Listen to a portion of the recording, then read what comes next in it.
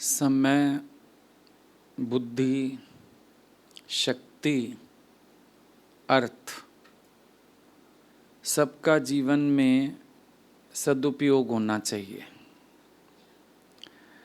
अगर सदुपयोग होगा तो ठीक, नहीं तो या तो बेकार जाएगा या दुरुपयोग होगा। बेकार तो कम ही जाता है, इंसान की प्रकृति ऐसी है, या सदुपयोग करता है या दुरुपयोग करता है। अगर वैल्यू ना हो तो दुरुपयोगी होता है, समय भी बर्बाद होता है इंसान का, जानता भी है लिमिटेड टाइम में, जानता भी है समय कोई बढ़ा के नहीं दे सकता, श्वास कोई बढ़ा के नहीं दे सकता, जानता है, पर उसके बावजूद भी दुरुपयोग करता रहता है। समय की बर्बादी बहुत है सबके पास, चाहे गुरु ने बता भी दिया, जतला भी दिया, सिखा भी दिया, तो भी समय की बर्बादी सबके पास है ही। अगर आप पूरा दिन अपनी इंक्वायरी करो तो आपको बहुत सारा समय ऐसा मिलेगा जो आपने बर्बाद किया, और उस समय में बहुत सारे फ्रूटफुल काम हो सकते थे जिनके लिए आपने एक दलील दे दी कि क्या करूं, टाइम मिला ही नहीं करने का। क्योंकि ये दलील सबके पास होती है, टाइम ही नहीं है, टाइम ही नहीं है, टाइम ही नहीं है। हम तो सुन सुन के ही थक जाते हैं। या तो पता नहीं भगवान ने हमारे दिन लंबे बना रखे हैं, तुम्हारे शायद छोटे बनाए हुए हैं। हर बात की तुम्हारी एक्सक्यूज़ यही होती है, टाइम ही नहीं मिला, टाइम ही नहीं मिलता। पर कभी एक हफ्ते का रूटीन रोज़ रात को बैठ के एक चार्ट बनाओ, तुम्हें पता चलेगा तुम्हारे समय का दुरुपयोग बहुत था, काफ़ी वेस्टेज ऑफ टाइम है। मेरे को किसी ने लिखा, हम बहुत बीमार हैं, काफ़ी पीड़ा है शरीर में, बुखार और ऐसे कई चीज़ें लिखी। मन हुआ मैंने कहा बात करूं उससे, वही मैसेज आया सुबह सुबह, बेचारा इतना तकलीफ़ में। मोबाइल उठाया मैंने तो देखा वो ऑनलाइन है। इतना बीमार तो नहीं है, फिर ठीक है इसका मतलब। सत्संग उतरने से पहले फिर देखा ऑनलाइन ही था, सत्संग के बाद देखा ऑनलाइन था, शाम को देखा ऑनलाइन था, रात को मैंने नींद से उठ के 11:30 बजे भी चेक किया, ऑनलाइन था। अगले दिन फिर चेक किया, 4-5 दिन मैसेज तो यही आते रहे, हम बहुत बीमार, लेकिन था मोबाइल पे, रेस्ट तो नहीं कर रहा था। हमने ही अपने को कहा बेटा रहने दो, कोई ज़रूरत नहीं है फ़ोन करने की, ये सिर्फ तुम्हें दिखाने के लिए मैसेज आ रहे हैं, हम बहुत बीमार हैं, है नहीं कुछ।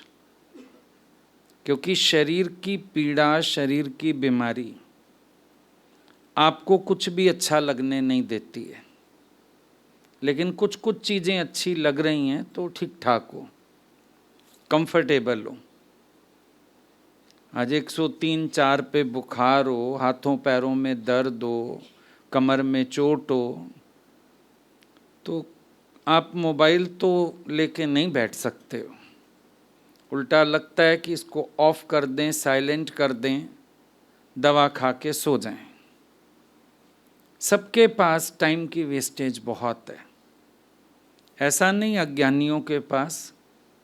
सत्संग जो सुन रहे हैं, सत्संग जो सुना रहे हैं, सबकी लाइफ में टाइम की वेस्टेज है, और उस टाइम की वेस्टेज के कारण आपके कार्य भी ठीक नहीं है, आपका लाइफस्टाइल भी ठीक नहीं है, आपकी मैनेजमेंट भी ठीक नहीं है, सब बेकार है। ज्ञान का मनन तो खैर क्या ही होगा। कभी हम ध्यान नहीं देते समय की बर्बादी कितनी करते हैं, और उसके बाद भी शोर करते हैं, आराम नहीं मिलता, शोर करते हैं, कहाँ कहाँ तक पूरे पड़े हैं, ये सबके अंदर बातें रहती हैं। लेकिन एक टाइम मैनेजमेंट आ जाए, आप इसी जीवन से बहुत कार्य कर सकते हो। एक टाइम मैनेजमेंट आ जाए, व्यर्थ के शौक, व्यर्थ की इच्छाएं, लेजीनेस का नेचर, बैठे हैं तो बैठे हैं, पड़े हैं तो पड़े हैं, लेजीनेस का नेचर, ये सब चीज़ें आपकी टाइम किलर हैं। Time Wester, time killer. आप अपनी चीज़ों को खुद ही मैनेज ना करके अपने समय की बर्बादी कर रहे हो। पूरे दिन में अपने से पूछो, तुमसे क्या यूज़फुल कार्य हुआ?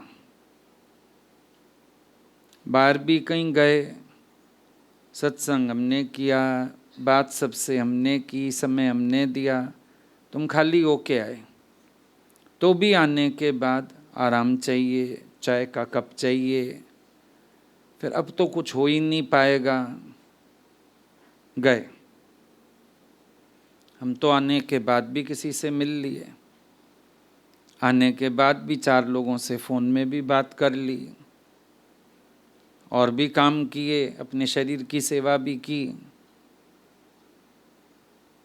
तुमको अपने आप को भी चलाने नहीं आता। ये समय की बर्बादी बहुत ज़्यादा है जीवन में, टाइम की वेस्टेज हो रही है, और समय है लिमिटेड। बुद्धि बहुत अच्छी है, इसकी शक्ति भी बेकार जा रही है।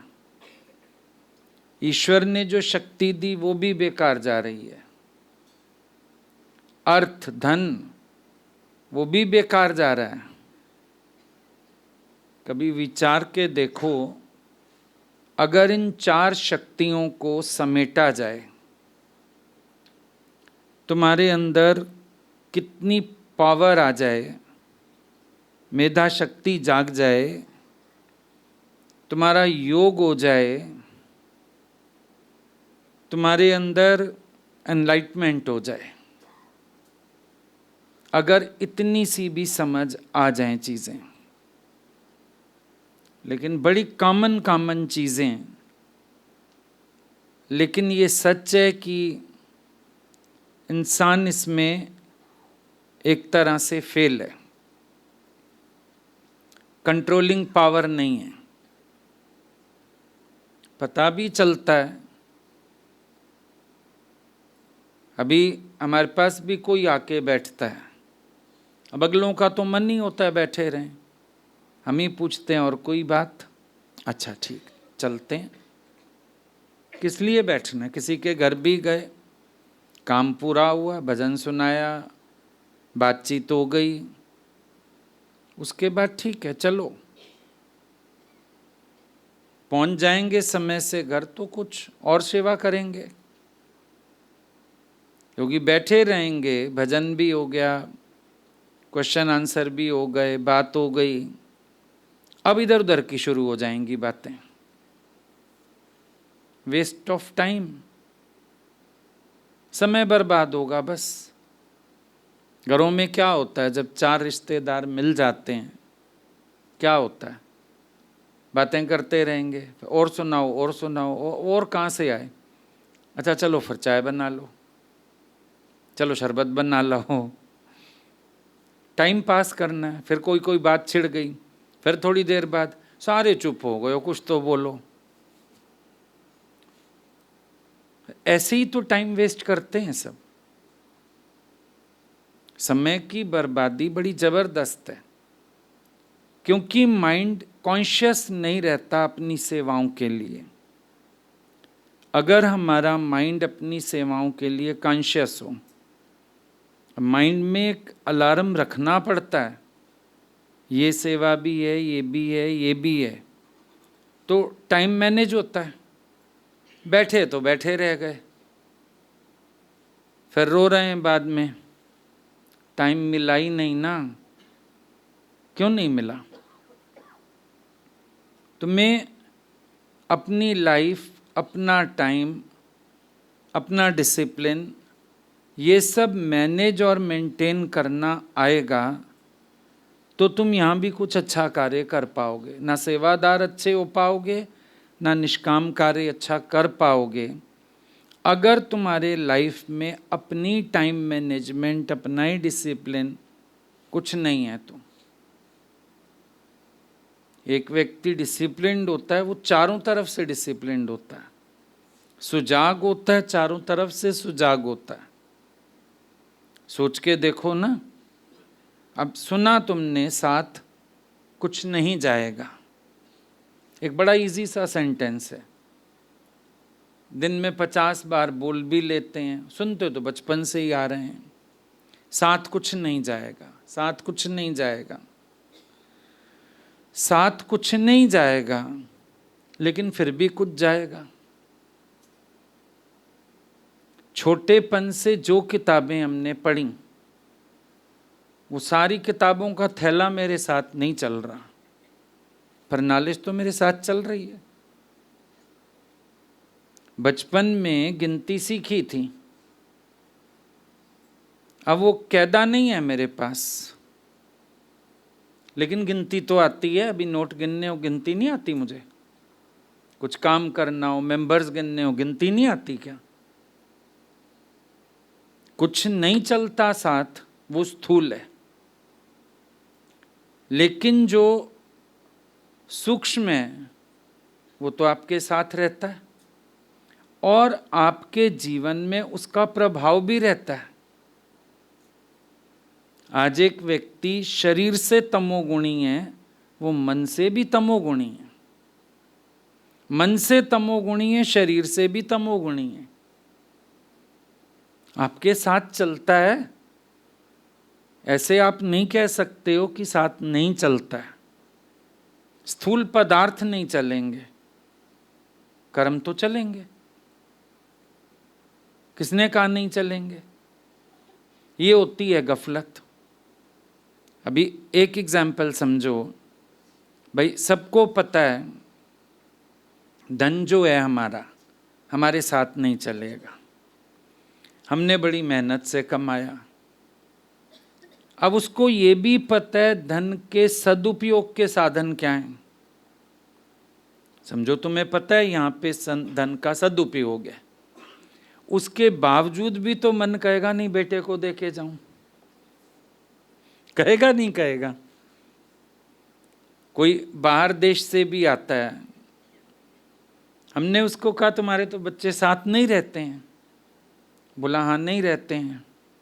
मैंने कहा फिर तुम्हारी प्रॉपर्टी, पैसा? बोला नहीं ऐसे थोड़ी आते जाते नहीं हैं, ट्रांसफर तो कर देंगे। मुंह भी कैरी फॉरवर्ड हो रहा है, चाहे सेवा नहीं मिल रही। हमारे इंडिया में तो सेवा का बड़ा और साथ रहने का काफ़ी झंझट है। फिर जो बेटा साथ रहेगा उसको देंगे, दूसरे को नहीं देंगे। जिस बहू का पति मर गया उसको क्यों दें जायदाद। हमारे इंडिया में तो ये है। भाई आपके फॉरेन में तो आपके बच्चे साथ रहते नहीं, आप क्या करते हैं? बोला नहीं दे के फिर भी उनको जाते हैं। अब पता भी है सदुपयोग कहाँ पर होगा, उसके बावजूद भी वहाँ खर्च करने में ऐसे ऐसे होएगा। मोह में सारा दे के जाएंगे, तो चीजें तो कैरी फॉरवर्ड होती हैं हमारे साथ, हम कैसे कह रहे हैं नहीं होती?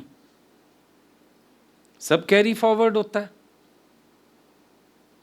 कुछ चीजें किसी ने सिखाई चाहे नहीं सिखाई, लेकिन आपके मगज में तो हैं, और आप संसार में जब व्यवहार करते हो तो आप उन चीजों को साथ रखते ही रखते हो, नहीं रखते हो? सुजागी है, चालाकी है, सामने वाले की बात को समझ के उस अकॉर्डिंग रिएक्ट करना, ये चीजें तो कैरी फॉरवर्ड होती हैं आपके साथ। कुछ नहीं चलेगा स्थूल वाला, पर अंदर तो है ना। अब आजकल तो ऐसे आप कैश भी नहीं लेके चलते, कोई चोर उचक्का मिल जाए ले ले, जेबें देख ले, कुछ है ही नहीं। इजी है, लेकिन फिर भी लाखों उठा के चल रहे हो। भाई जेब से लेता 500, 1000, 2000, अब एटीएम अगर तेरी गर्दन पकड़ के ले गया, कितने निकलवाएगा? आप कह रहे हो मेरे पास नहीं है, फिर भी कैरिड फॉरवर्ड है पैसा। आप कह रहे हो मैंने जीवन समर्पित किया, मैंने भगवान को जीवन दिया, पर कैरी फॉरवर्ड तो आप अपने स्वभाव करके ले आए हो और अभी भी उनमें चल रहे हो। शायद आपको लगा सत्संग में और कंफर्टेबल बना लेना है अपने को, खाओ पियो सो मस्त रहो, मोबाइल शोबाइल देखते रहो, इजी है। 4 हैंडल बना लो आगे, और इजी हो गया। किसी सेवा में 2 लोगों को इन्वॉल्व कर लो, जब कोई गलती हो जाए तो उन दोनों के गले में हार डाल दो। रिवार्ड की बात आए तो अपनी गर्दन आगे कर लो, डांटना डपटना हो तो उनको आगे डांटो डूंटो, काम भी करें वो डांट भी खाएं, तुमसे डरें भी सही, गलती का जिम्मा भी उनका, तुम्हारा क्या? कुछ नहीं, हम बस रिवॉर्ड के अधिकारी हैं। तुम देखो ये जो स्वभाव बचपन का, किसी भी गलती के लिए दूसरे का नाम कर देना, वो आज तक भी चल ही रहा है। सबसे पहले हमारी बुद्धि, ये बुद्धि का दुरुपयोग है, सबसे पहले बुद्धि ढूंढती किसके गले में सेरा डल सकता है, किसका नाम लगा दूं इसकी गलती है, किसके लिए कह दूं ये काम उसने किया, ये बात तो उसने नहीं बताई मुझे। एक बंदा ढूंढें, उसके गले में हार डाल दें। स्वभाव तो लेके आए हो, अभी तक भी कहाँ खत्म हो गया स्वभाव? अहंकार का स्वभाव, इच्छा का स्वभाव, सब तो साथ चल ही रहा है। मैं ना तो जब सत्संग में बैठे या सत्संग सुनाने बैठे, वरना तो मैं का संसार, मैं का व्यवहार सारा ही चल रहा है, सारा ही चल रहा है ना। और इसी में चूक हो रही है कि जो सीखने योग्य है वो सीख ही नहीं पा रहे। चूक इसी में हो रही है, हर एक से हो रही है। अभी हम भी कुछ कह दें, तुम उसका उल्टा अर्थ ले जाओ तो वो थोड़ी समझ आया जो हमने कहा, वो तो आजीवन ही नहीं समझ आएगा। मूड अपसेट हो गई, हलचल हो गई, दुखी हो गए, अब क्या? वो ईंट तो गिर गई जो सोने की होनी थी, पत्थर ढोते फिरो बुद्धि में, बुद्धि में पत्थर है, पत्थर ढोते फिरो, फायदा तो कोई नहीं होगा। कभी तुमने विचार किया, बुद्धि इतनी अच्छी भगवान ने दी, कभी विचार करो, गीता कर्म संन्यास कह रही है। गुरु भी बात करते ही हैं। कभी सोचा कि कभी तो अच्छे कर्म की बात होती है, कभी अकर्म की बात होती है। आखिर ज्ञान कहाँ खड़ा करता है भाई हमें? कभी विचार किया? अकर्मी तो कोई होता नहीं है। अगर तुम्हें शरीर से कर्म छुड़ा के बिठा दें, मन से तो करते ही रहोगे। अब गीता कर्म योग भी कह रही है, यही गीता कर्म संन्यास भी कह रही है। भगवान की तो अपनी वाणी में बड़ा कॉन्ट्रडिक्शन है। कभी कहते हैं, अर्जुन कहता है मैं कर्म नहीं करता, नहीं नहीं कर। फिर जाके तो मोक्ष संन्यास तक भी आ गए, कर्म संन्यास तक भी आ गए। सब कर्मों से संन्यास लेके मेरी शरण आ जा। पकड़ना चाहिए था अर्जुन को, पकड़ा भी उसने कहीं कहीं कि आपको जब ज्ञान ही इतना प्यारा है, मुझे इस घोर कर्म में क्यों लगा रहे हो। सोचने जैसी बात है भाई। दो स्थितियां हैं, एक कर्म का प्रभाव होता है, एक कर्म का प्रभाव नहीं होता है। जब तक कर्म का प्रभाव हो रहा है, आपको अच्छा कर्म, सही कर्म, सावधानी से कर्म करने को कहा जाता है, क्योंकि कर्म का प्रभाव आ रहा है आपके ऊपर। जो आप करते हो, जो आप सोचते हो, आपके ऊपर प्रभाव है उसका। निष्काम कर्म भी क्यों कह दिया जाता है? क्योंकि आपके ऊपर प्रभाव आता है। प्यार करने जाते हो, आपका चित्त खुश होता है। किसी को बताने जाते हो, आपका ज्ञान खुलता है। आपको कहा जाता है, निष्काम कर्म में भी लगाया जाता है। गुरु भी जानता है अहंकार आ सकता है, तुम भी जानते हो मैं तो उठती है, फिर भी गुरु कहता है नहीं, निष्काम कर्म करो। क्योंकि कर्म का आपके चित्त पर प्रभाव है। आसुरी कर्म करने वाले पर आसुरी संपदा बढ़ती है और दैवी कर्म करने वाले के अंदर दैवी संपदा में वृद्धि होती है। कर्म का प्रभाव है। अभी एक टीचर होती है, उसके घर में भी प्रभाव आ जाता है। जोर से बोलना, डांट के बोलना। वो घर वाले कहते हैं हम स्टूडेंट नहीं हैं आपके। बच्चे भी कई बार कहते हैं मम्मी हम स्टूडेंट नहीं हैं। हस्बैंड भी कहता है मैं तेरा स्टूडेंट नहीं हूं। आ जाता है ना, कर्म का प्रभाव तुम देखो आता है। वे कहते हैं हम जोर से बोलते हैं ना स्कूल में, आदत हो गई जोर से बोलने की। कर्म का प्रभाव आ रहा है? नहीं आ रहा है। उसको 2 दिन मायके भी जाना होगा तो हस्बैंड को कहेगी आपको एप्लीकेशन देनी थी, मैं 2 दिन के लिए मायके जा रही हूँ। हस्बैंड देर से आया, उसको कहेगी बाहर खड़ा हो जा कान पकड़ के। बच्चे को कहेगी 100 बार लिख।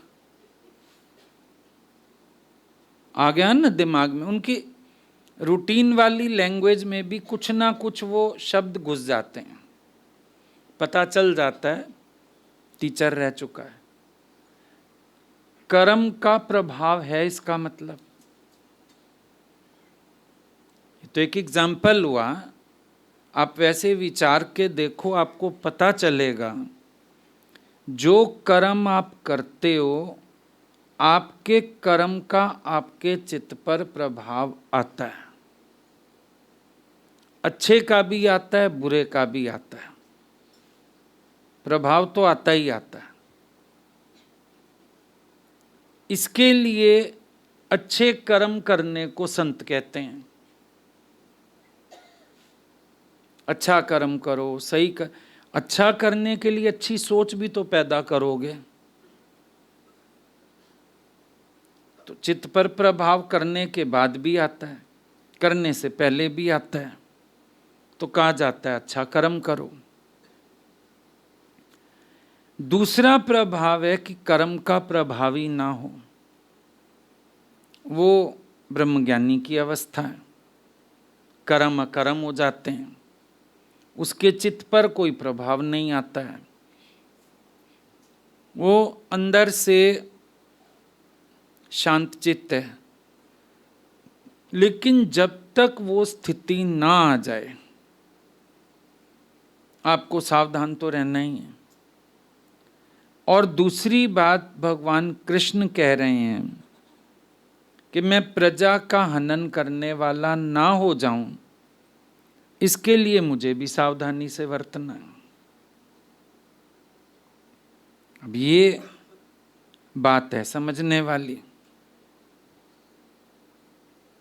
कि कभी कभी आदर्श स्थापित करने के लिए भी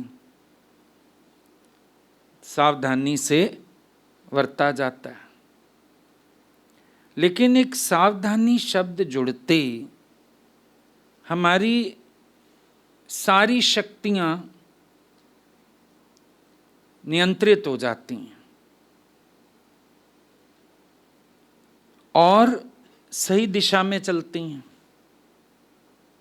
अब एक व्यक्ति सावधान है, भाई मेरे पास कार्य ही इतना है, मैं रुक नहीं सकता, अपने आप ही उसका एक टाइम टेबल सेट हो जाएगा, सावधानी से चलेगा। हम लोग भी प्लानर यूज करते ही हैं, क्योंकि ध्यान देना होता है कि बहुत ज्यादा गैप कहीं भी ना पड़ जाए। एक प्लानर बनाना पड़ता है। आप प्लानिंग से तो चलोगे क्योंकि कार्य अधिक है आपके पास, तो आप ये नहीं सोच सकते आज मैं मस्ती मार लूं, आज मैं आराम कर लूं, चलो आज तो थोड़ी सी शरीर में हलचल है, छोड़ो परे। ऐसा नहीं कर सकते।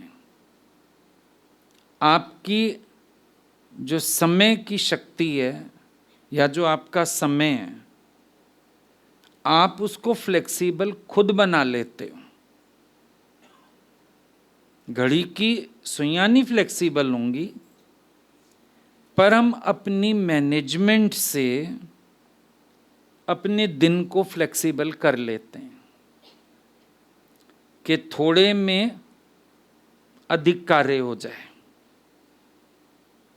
थोड़े समय में ज्यादा सेवा हो पाए। ये आप अपने मैनेजमेंट स्किल से,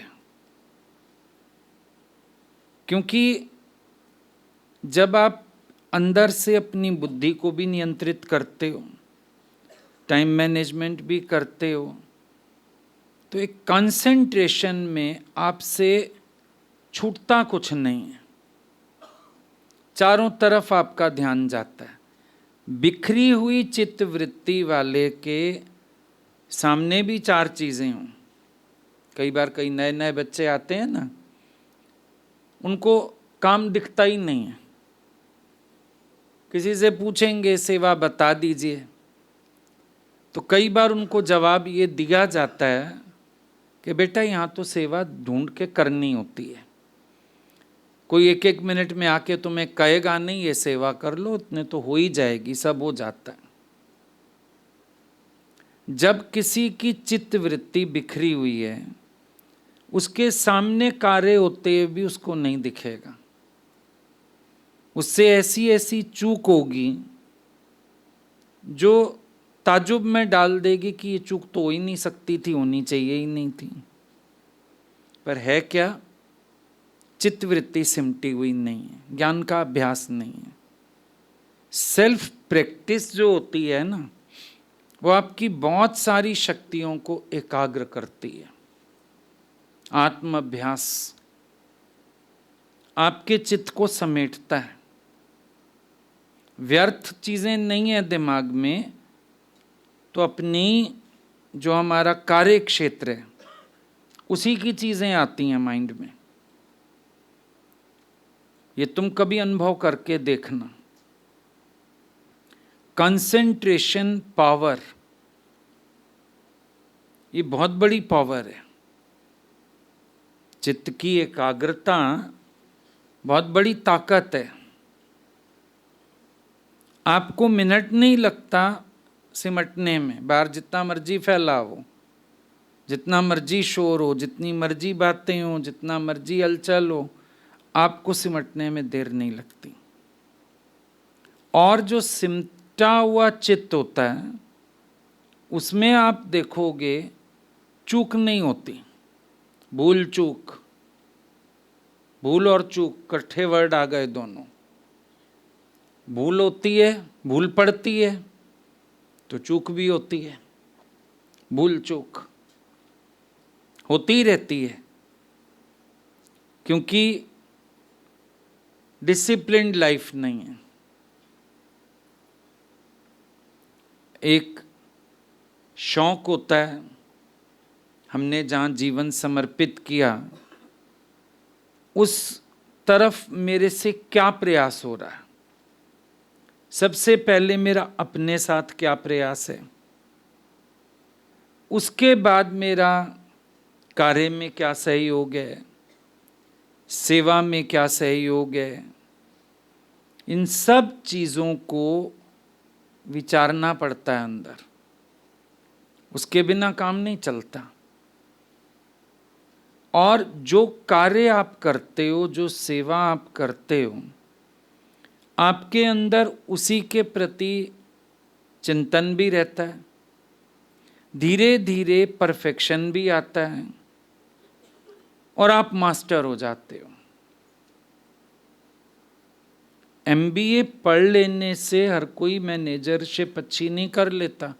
कई मैनेजरों को नौकरी से निकाल दिया जाता है। भाई पहले तुमने रखा क्वालिफिकेशन तो देखी होगी, पता ही होगा क्वालिफाइड है, पता ही होगा कि अगला व्यक्ति लायक है, तभी तो रखा होगा। पर रखने के बाद भी उसको निकाल देते हैं। पहले रखते ही ट्रायल पीरियड पे निकाल दिया, क्यों? पास भी होके आया है, वो तो उसने चीजें क्रैम करके पेपर में पास हो लिया। प्रैक्टिकल नॉलेज क्या है? इंपॉर्टेंस हो जाती है प्रैक्टिकल नॉलेज की। तुम्हारा ज्ञान का जीवन, ज्ञानमय जीवन, तुम्हारे पास कोई बैठे रहे, कोई मिलने आए, तुमसे क्या लेके जा रहा है, ये तुम विचार करो। क्या लेके जा रहा है? तुम शब्द का पैकेट बांध के दे सकते हो किसी को, लेकिन क्या तुम अनुभव दे सकते हो? या तुम्हारे जीवन से अगला व्यक्ति कुछ अपने आप सीख के चला जाए कि लाइफ तो ऐसी होनी चाहिए, जीवन तो ऐसा होना चाहिए। ये भी तो बात है। एक व्यक्ति एक्टिवली कार्य करता है, सेवा करता है। बताया ना, हम पहली बार जब गए गुरुजी के पास, शाम के सत्संग के बाद घर वापस आए। जिसने हमको लेके जाना था, जिनके घर जाना था, वो तो सुबह हमारा सामान लेके चले गए। शाम को भगवान ने कहा कोई तुमको रास्ता दिखा देगा, छोड़ भी देगा। तो उनका नियम था कि शाम के सत्संग के बाद गुरुजी के साथ घर आना, उनको ड्रॉप करना। गाड़ियाँ वाड़ियाँ तो थी नहीं, रिक्शा से आते थे या पैदल आते थे। गुरुजी को छोड़ के वो फिर अपने घर जाते थे। उन्होंने हमको रास्ते में छोड़ना था, तो गुरुजी अंदर ही ले गए घर में। अब अंदर जाते ही उन्होंने हमारी किसी की परवाह नहीं की। अंदर गए, कपड़े चेंज किए, किचन में आए। हम सबके खड़े खड़े ही 10-15 मिनट में उन्होंने खाना तैयार कर दिया। कुकर के डिब्बे होते थे ना, एक में चावल, एक में दाल, एक में आलू, ऐसे डाल के 2-3 चीज़ें इकट्ठी बना दी। उधर से आटा गूंथ लिया, फुल्का बना दिया। हमको बोला थाली डैडी को देख के आओ अंदर। अब सब जो हम 3-4 जने, हम भी 3 लोग थे, वो भी थे जिन्होंने ले जाना था, हम सारे देख रहे हैं। अब एक उनके प्रेजेंस ऑफ माइंड, हाथ चलाने का स्टाइल, उस समय ज़रूरत ये नहीं है मेरे 4 भगत खड़े हैं, घर में सेवा की ज़रूरत। मतलब वो फर्स्ट इंसिडेंट जो हमने देखा, सुबह भी देखा ही था जब पहुँचे थे, पूड़ी वूड़ी भगवान ने बनाई, खाई हम लोगों ने, लेकिन जो वो इम्पैक्ट पड़ा उनकी लाइफ का, वो बिल्कुल अलग चीज़ थी। उसने बहुत हेल्प की। समझ में आया ज्ञानी कार्य में दक्ष कैसे होता है, दक्षता किसको कहते हैं। अभी तक सत्संग, सवेरे से निकले हुए हैं, शाम तक सत्संग के सिवाय कुछ नहीं था। घर में आते ही 1 सेकंड भी नहीं बैठे, पानी भी नहीं पिया। हमको बोला पानी पीना है तुम लोग भर के पियो, हम पहले डैडी जी को खाना बना के देंगे।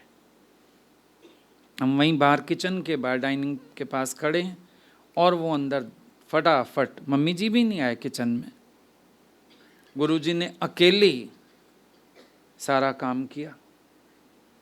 अब काम करने का ढंग देखा, भावना देखी, टाइम को वेस्ट ना होते हुए देखा। सब कुछ करके खाना खिला के उनको फिर हम लोगों को भी विदा किया। लेकिन अगले दिन सुबह जब हम पहुंचे तो 4-5 चिट्ठियां भी रखी हुई थी, लिखी हुई।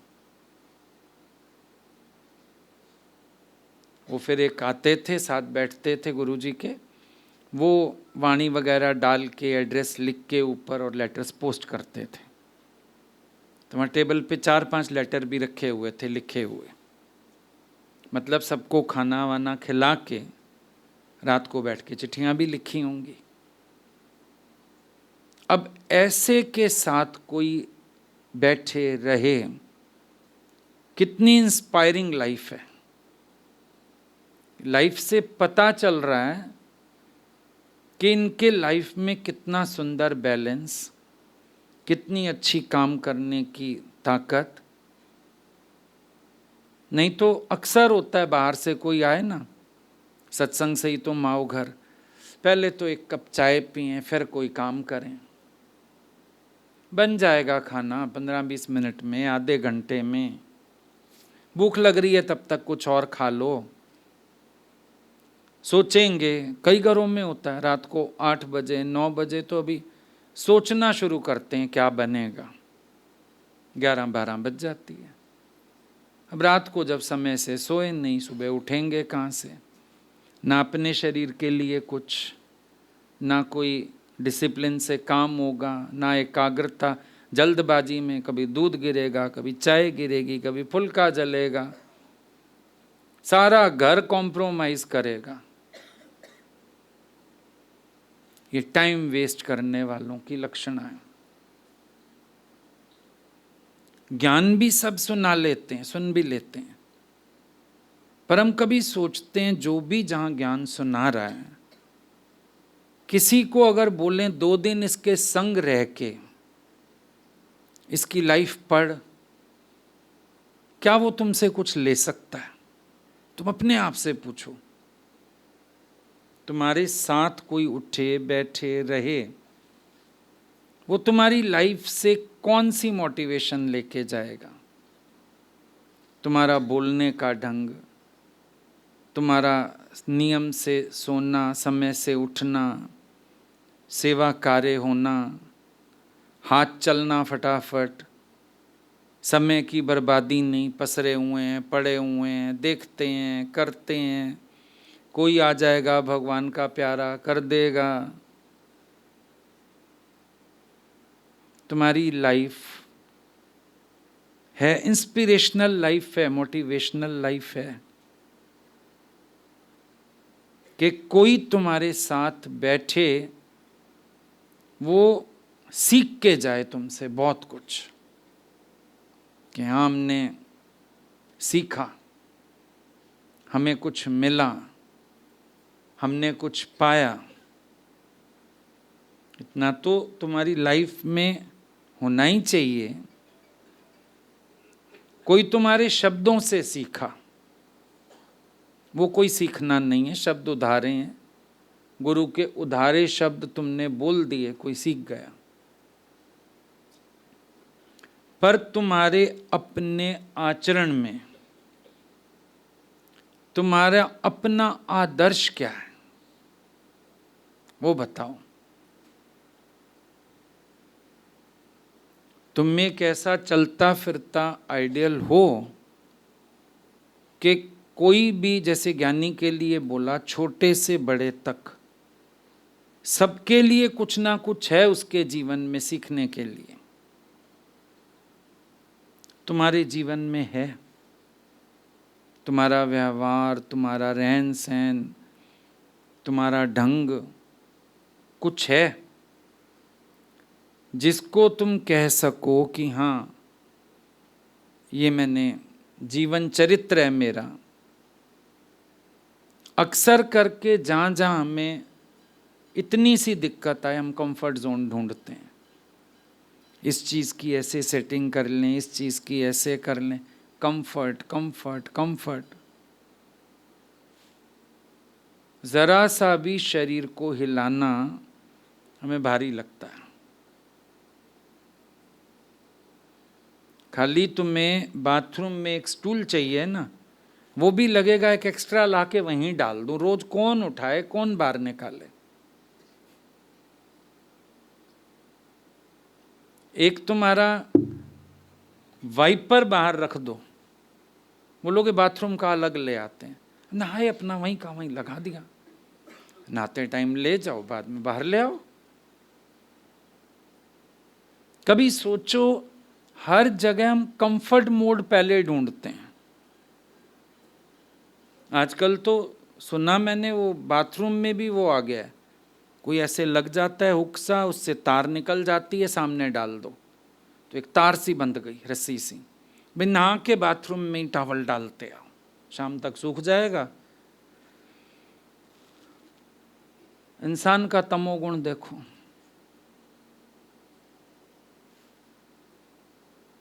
हमारी मम्मियाँ लोग छतों पे चढ़ के कपड़े सुखाने जाती थीं। आजकल किसी को करना पड़े, कहेंगे छत पे ना एक वो लगवा दो फाइबर शीट, उस वहीं मशीन रखवा दो, वहीं नलका लगवा दो, धोए अपना सुखाए। कौन चढ़ेगा ऊपर बाल्टी लेके? फिर ऊपर नीचे की दिक्कत भी हो जाती है, फिर बारिश भी आ जाती है, हवा भी आ जाती है। सब कुछ तो पहले भी था, चोटियां लगाते थे, बारिश के टाइम भी दौड़ते थे। पर आजकल धन्य आलस नहीं है। आलस मैंने किस लिए बोला? फैसिलिटी को अवेल करना बुरा नहीं है, फिर वो टाइम कहाँ जा रहा है? वो टाइम बस वेस्टेज में जा रहा है, उसका और कोई काम नहीं है। वो टाइम बस वेस्ट हो रहा है, ड्रेन हो रहा है। ऑपरेशन होता है ना, ड्रेन पाइप लगा देते हैं, कभी यूरिन पाइप लगा देते हैं, तो बस वो वेस्ट ड्रेन होके थैली भर रही है। तुम्हारा भी समय वेस्ट होके, ड्रेन होके, दिमाग फालतू चीजों से भर रहा है, और तो कुछ हो नहीं रहा। एक्टिविटी कम में शरीर एक्टिव भी उतना कम है। जितनी एक्टिविटी रहती है बॉडी एक्टिव रहती है, एक्टिविटी नहीं है तो बॉडी भी एक्टिव नहीं है। पढ़े हैं बस, ठीक है। कितना काम करते थे, सेवा करते थे, हाथों से कपड़े धुलते थे, थापियां लगाते थे, निचोड़ते थे, सब खत्म हो गया। अब करते करते यहाँ तक आ गए, मशीन भी वहीं हो, नलका भी वहीं हो, बस तारें भी वहीं हो, उसमें भी लगता है कोई एक आधा आ जाए ना, मशीन से निकाल के सुखा दे। सवेरे से भाई बहुत थक गए हैं, 1 घंटे से खड़े हैं यहाँ मशीन के पास, और खड़े नहीं थे झूठ, तुम वहाँ भी कुछ रख लेते हो बैठने के लिए, या उतनी देर अंदर पंखे में चले जाते हो, क्योंकि उसमें तो सायरन लगा है, सीटी मारेगी, आ जाएंगे। मतलब अगर तुम सोचो, शायद हम लोग आज भी ये बात सोच के चलते हैं, हमारे इर्द गिर्द का जो माहौल है सब उसमें हमको वॉच कर रहे हैं, देख रहे हैं, हमको अलर्ट रहना चाहिए, लाइफ ऐसी होनी चाहिए, शब्द ऐसे होने चाहिए, व्यवहार ऐसा होना चाहिए कि कोई सीख ले। तुम बोलोगे सबको सीखने के लिए गुरु के पास जाओ, क्यों? गुरु के आसन के साथ आसन तो तुम भी लगाते हो, जहाँ जहाँ भी हमारा आना होता है, जब पीछे तुम सत्संग करते हो कहाँ बैठते हो? स्थान तो हमारा ही लेते हो। फिर सीखने के लिए गुरु के पास जाओ, क्यों?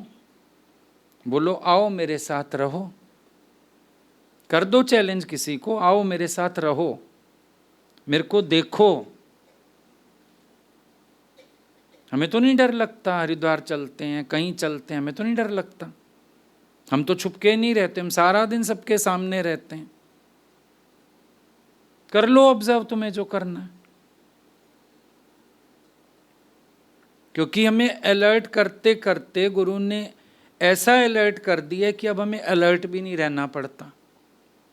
शुरू की बात अगर मैं करूं, हम अलर्ट रहते थे, 4 लोग हमारे साथ हैं, 4 लोग इर्द गिर्द हैं, शुरू से ही तो घर में भगवान ने लोगों को रहना शुरू कर दिया था, तो ऐसे लगता था ये लोग आए हुए हैं, ये लोग देख रहे हैं, ये लोग सुन रहे हैं। अब तो हमको अलर्ट भी नहीं रहना पड़ता, सहज जीवन है वैसी। कोई भी कुछ कहते हैं, आ जाओ 4 दिन रहने, हम तो नहीं डरते किसी से। आएगा क्या देखेगा, देखे, खुला चैलेंज है, देखे ना, डर वाली कोई बात ही नहीं। तुम्हें अपने पे भरोसा है, कोई तुमसे सीख के जाए टाइम मैनेजमेंट क्या होता है, सेवा करना क्या होता है, सीख के जाए कोई? सालों से काम कर रहे हो रसोई में, अभी तक भी तुम्हें वही घंटे लगते हैं, क्यों नहीं आया तुम्हें शॉर्टकट में काम करना? क्यों नहीं चलाने आए हाथ फटाफट? क्यों आलस है?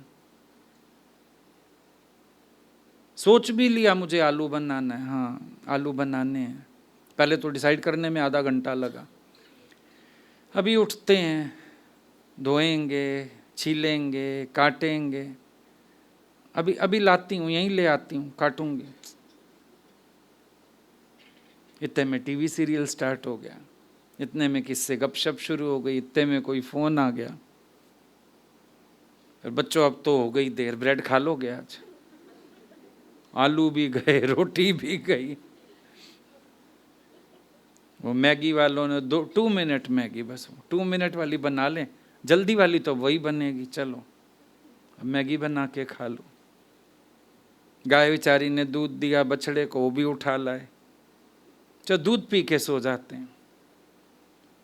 लेकिन तुम्हें अपने पर शर्म नहीं आई कि मेरी मिसमैनेजमेंट कितनी ज़बरदस्त है, मेरे कारण घर के 4 लोगों को भी कॉम्प्रोमाइज करना पड़ा। ज्ञानी वहां तक सोचता है, जो तुम्हारा सोच क्षेत्र ही नहीं ना, बाहर है, ज्ञानी वहां तक सोचता है, मेरी वजह से किसी को कॉम्प्रोमाइज तो नहीं करना पड़ा, मेरी वजह से किसी को परेशान तो नहीं होना पड़ा। ऐसा थोड़ी है कभी हम लोगों को देर नहीं होती होगी, कभी रात को तबीयत नहीं ऊंची नीची होती होगी, फिर भी लगता है नहीं सुबह ऑन टाइम, चलो भाई सारा कुछ सभी हलचल में आ जाएंगे। मेन बात है, अगर आप अपने समय का, बुद्धि का, एनर्जी का, पैसे का प्रॉपर यूज करते हो, मैनेजमेंट प्रॉपर करते हो, आपका जीवन एक आदर्श है। लेकिन जहां इस मैनेजमेंट में दिक्कत है ना, वहां काम खराब है।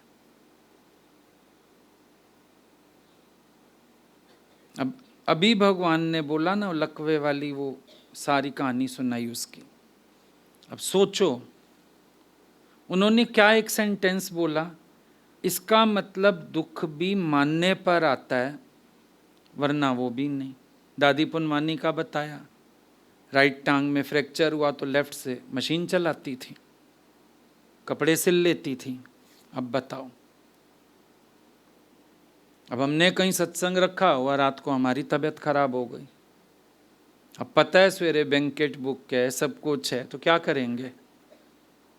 100% ये कोशिश करेंगे जाना है, चाहे दवाई खा के जाएं, चाहे भूखे जाएं, कि कुछ खाएंगे फिर तबीयत ना बिगड़े, वॉमिटिंग ना हो जाए, तो भी चलेंगे। तुम बताओ,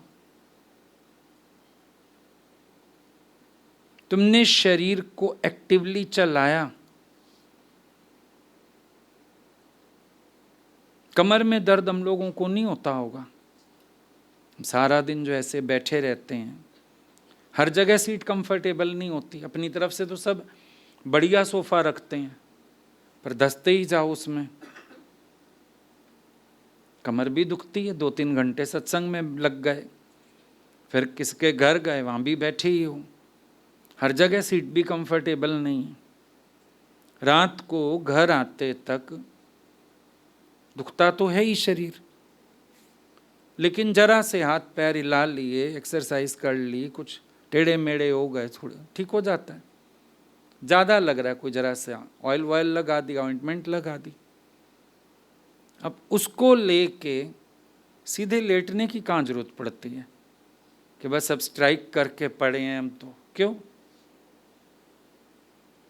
भगवान बोलते थे, इतना जिसको पढ़ने की आदत तो उसको सीधा हॉस्पिटल ले जाओ, फिर कि लेटना ही है तो हॉस्पिटल चल, फिर ठीक से इलाज करवाएं। जाते ही पहले तो कनूला लग जाएगा, चुबाएंगे 2-4 इंजेक्शन, ठीक हो जाएगी तबीयत।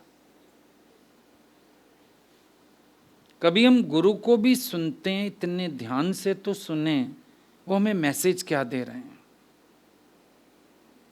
और हमने उनको देखा था, आंखों से देखा था। एक बार तो शरीर में कुछ प्रॉब्लम हुई थी, नैनीताल में थे, गए तो वहां रेस्ट करने थे सर्जरी के बाद, सबको बुला लिया वहां सत्संग। हम देखते थे अंदर कभी दवाइयों का इम्पैक्ट, कभी पेट की दिक्कत, कभी वोमिटिंग, पर भगवान 30-35 मिनट के लिए आते थे, सत्संग करके फिर उठ जाते थे। ना बैठा भी नहीं जाता था, वीकनेस भी थी, और शरीर पे कोई ना कोई असर होता था, किसी को पता नहीं चलता था। आते थे, 35-40 मिनट सत्संग किया, वो कैसेट्स अभी भी हैं, कम टाइम के ही भरे हुए, क्योंकि उठ के चले जाते थे, मम्मी बात करते थे, फिर कभी वापिस आ जाते थे, कभी नहीं, भजन हो जाता था, फिर हम लोग उठ जाते थे सब। देखा उनको, पैर में धनौल्टी गए थे, पैर मुड़ गया, कितना टाइम लग गया उसको ठीक होने में। डॉक्टर कहे रेस्ट करो, बोले सामने तो है हॉल। अरे नहीं चलना आपको। एक दिन हमने भी बोला, शाम को फिर सिकाई वकाई करनी पड़ती थी, स्वेलिंग हो जाती थी, तो ऐसे सिकाई कर, तो मैं नहीं बोला, मैंने कहा आप रेस्ट कर लीजिए। वो कह रहा है अभी भी 2-3 महीने लगेंगे। बोले अगर रेस्ट करूंगी 2-3 महीने लगेंगे, नहीं करूंगी तो 4-5-6 लग जाएंगे। मुझे करना क्या चल चल के इतना? सत्संग तो जाऊं, सत्संग तो हो। जब ये चीजें उनकी सुनते थे, समझते थे, तो लगता था सच में ये लोग अगर चल सकते हैं, हमारी तो एज ही क्या एज है हम लोगों की, हम भी कर सकते हैं। हाँ, वैसे इतना अलर्ट रहना सिखाया कि शरीर को इतनी युक्ति से चलाओ, ना ये तुम्हें तंग करे, ना ये फालतू के आराम मांगे, तुम्हारे कार्य में बाधा ना बने, ये सिखाया। और उसी लॉजिक को आगे रख के चलते हैं। अपने शरीर को चलाना भी तो हमें आना चाहिए। अपने समय की मैनेजमेंट, चीज़ों की मैनेजमेंट, तौर तरीका सब हमको आना चाहिए।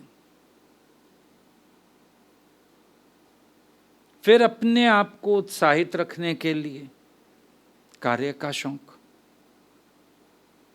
अभी हमको तो पूरा पूरा दिन कई बार बाहर लग जाता है, सत्संग से ज़्यादा ही सत्संग हो जाता है, पर जिस दिन घर हो फिर शौक आता है शाम का सत्संग तो करें ना, चलें, फलाने के पास रख लो, फलाने एरिया में रख लो, चलो, शौक रहता है।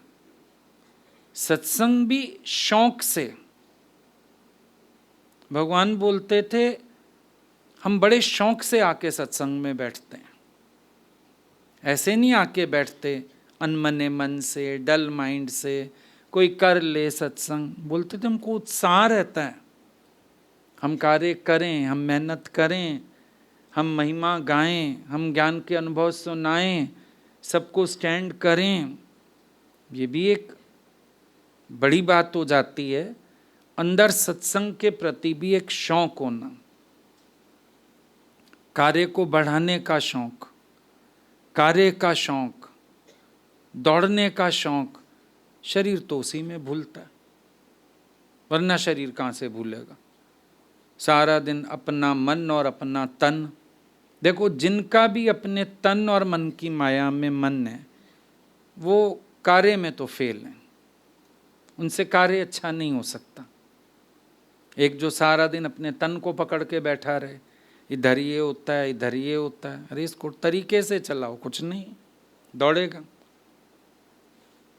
और एक मन की माया, रोज मन आया हुआ है, रोज ख्याल है, रोज जलने से आज ये बुरा लग गया, आज ये अच्छा लग गया। सारा दिन अपने मन के साथ बैठने वाला कार्य क्या करेगा? किसी को मन से उठाएगा क्या?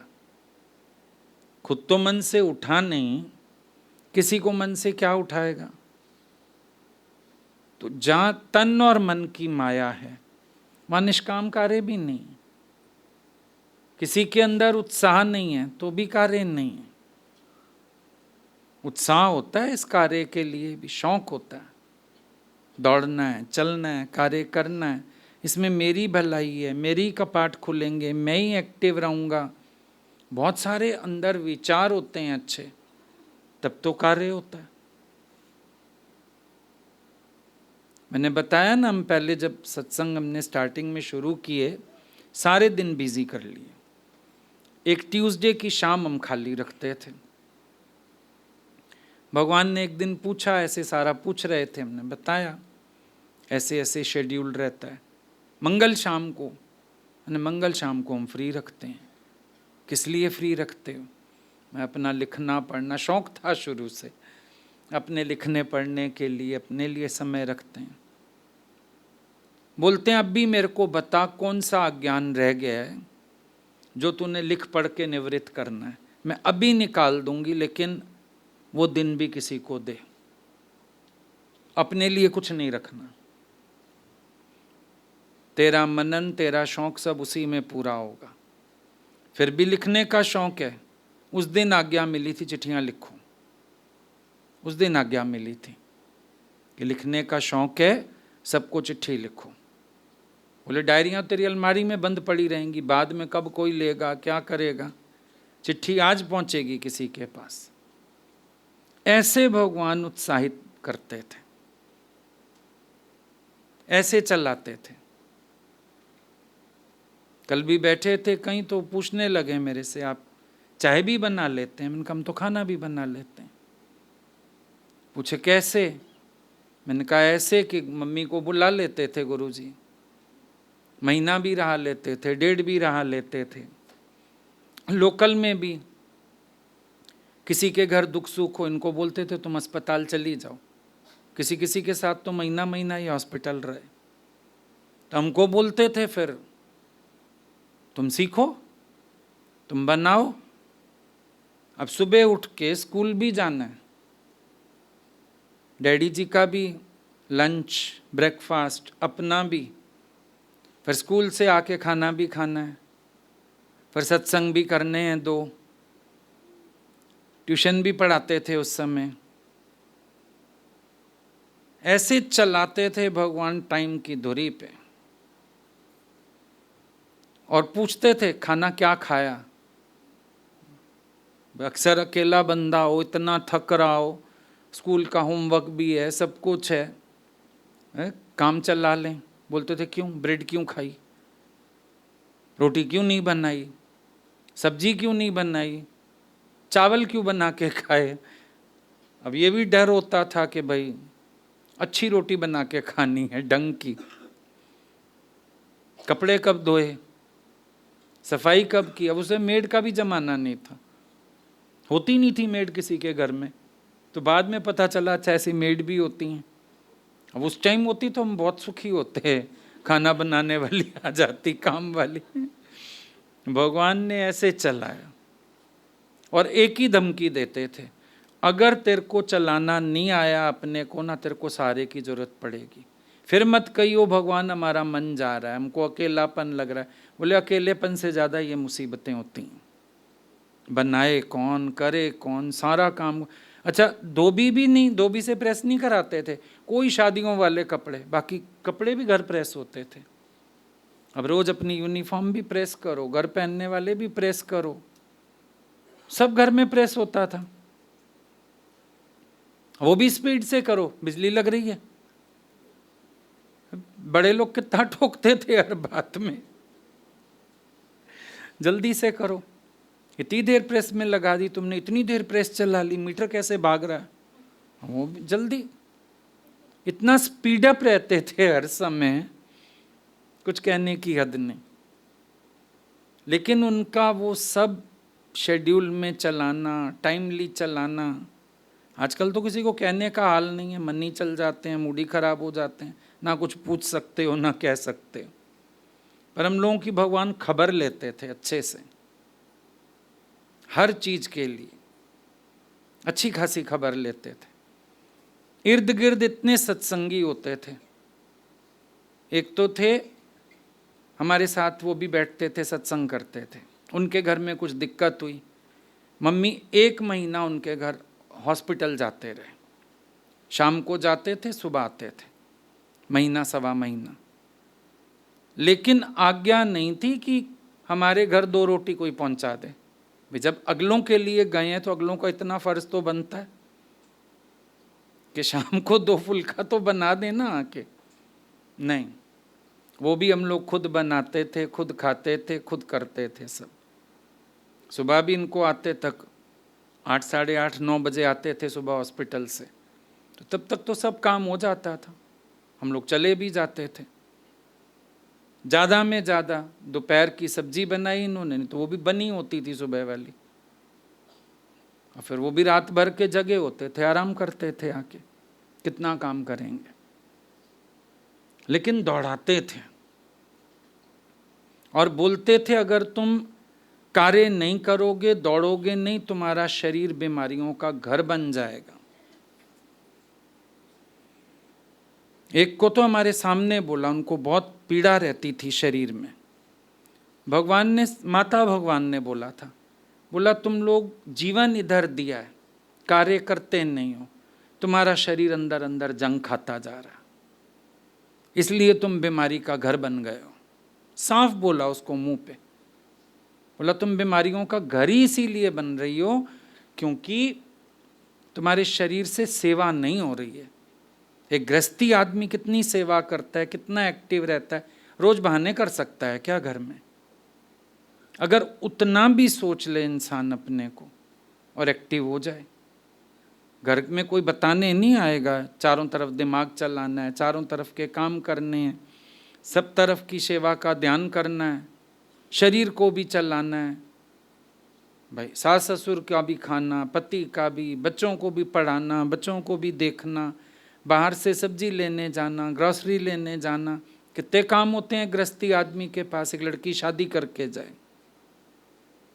भगवान बोलते थे तुमने इतना झोंका अपने को सेवा कार्य में, तो क्या होगा ऐसों का, आलसी बन के पड़े रहेंगे।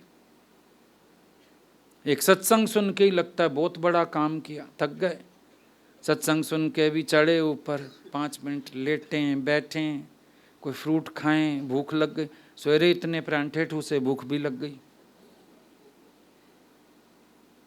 फिर 10 मिनट जरा कमर सीधी करें। कमर से तुमने किया क्या सत्संग में? कहीं जाना पड़े तो वैसे मौत आ जाती है, हम जाएं, हम करें, कह दो किसी को बात कर लो, चले जाओ, बैठ जाओ उसके पास तो ठीक, वरना तो तुम तो गृहस्थियों से भी गए गुजरे हो गए। शर्म तो अपने ऊपर आनी चाहिए कि गुरु का इतना ऋण ले रहे हो, सेवा ले रहे हो, साथ ले रहे हो, और तुम्हारा आउटपुट कुछ नहीं है। एक गृहस्थी आदमी जितना तो शरीर को चलाना है उतना भी नहीं चलाते।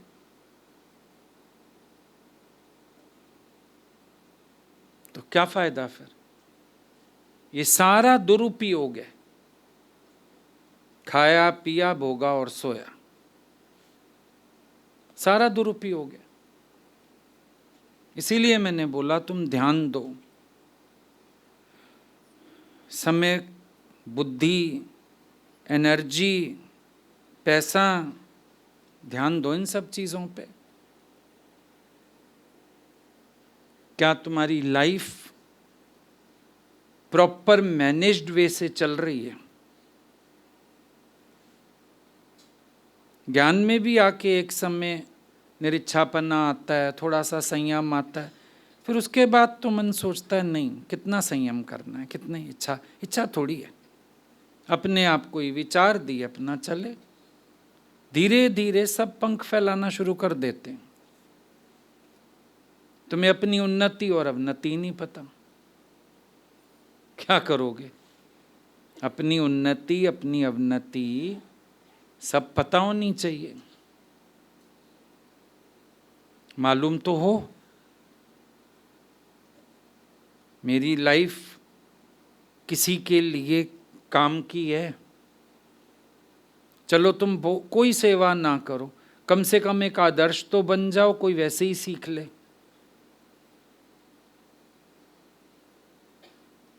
एक पेड़ भी छाया दे देता है, किसी ने उसकी जड़ें सींची, पानी डाला, फल फूल ना भी लगे, छाया फिर भी देता है। तुम्हारे जीवन से क्या हो रहा है आज सोचना जाके। और ज्ञानी के पास ये सब कुछ मैनेज्ड है, इसीलिए उसकी लाइफ अच्छी है।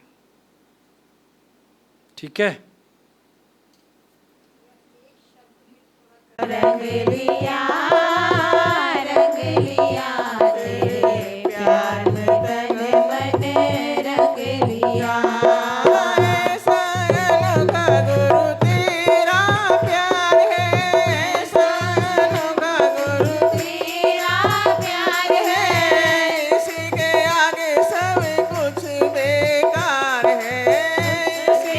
आगे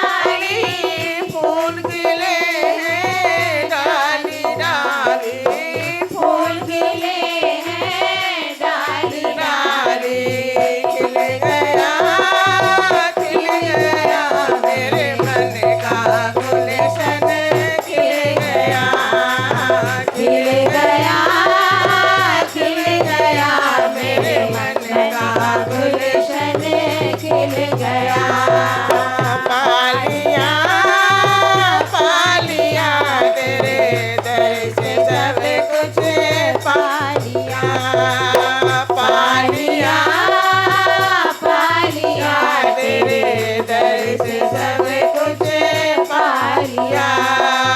रंग लिया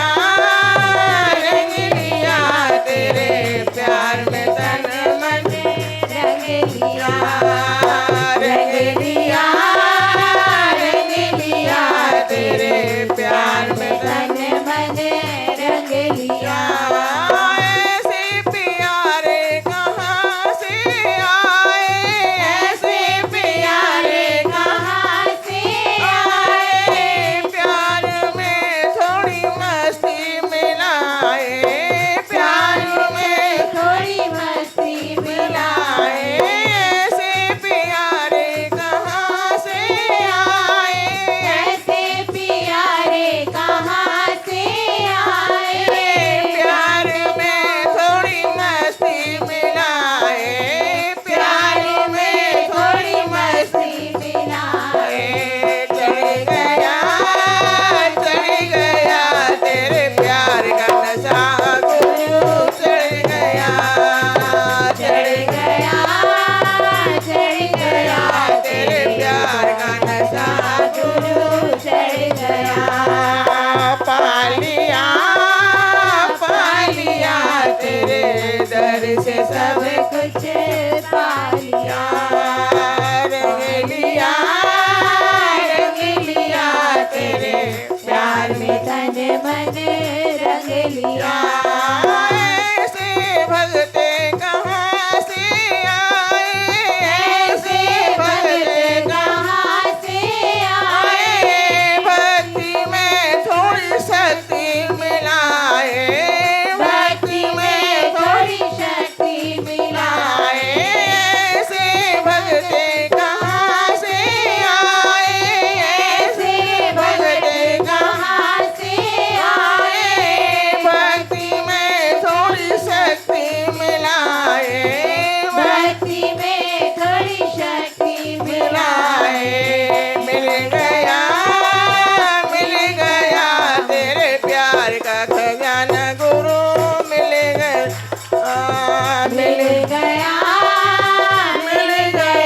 तेरे प्यार का खजाना गुरु, मिल गया। पा लिया